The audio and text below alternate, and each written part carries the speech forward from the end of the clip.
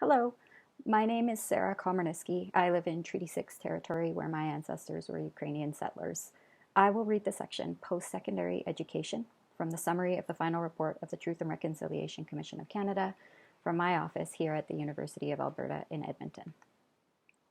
Post-Secondary Education. To help close the income and employment gap, Aboriginal people need increased access to post-secondary education. Only 8.7% of First Nations people, 5.1% of Inuit, and 11.7% of Métis have a university degree, according to the 2011 census.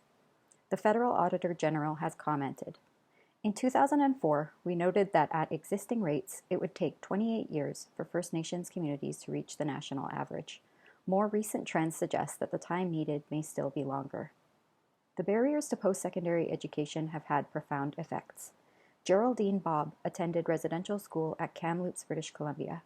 She told the Commission at a community hearing in Fort Simpson, Northwest Territories, that poor education and negative experiences at residential school delayed her attendance at university and her entry into the workforce as a teacher. She suggested that, quote, "The residential school system owes me those lost years.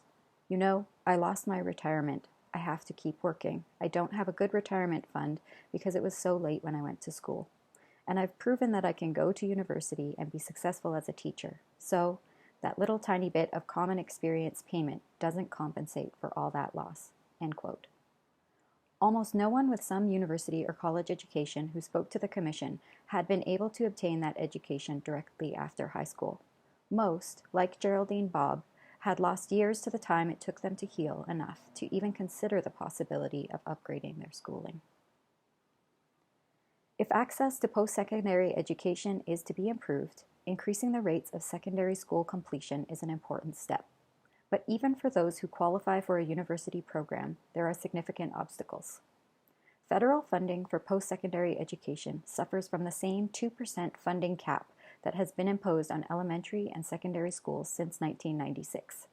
The First Nations Education Council estimates that there is a backlog of over 10,000 First Nations students waiting for post-secondary funding, with an additional $234 million required to ease that backlog and meet current demands.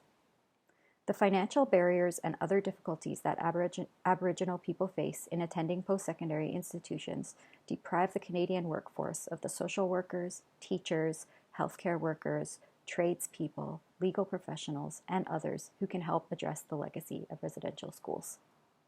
Call to action, number 11.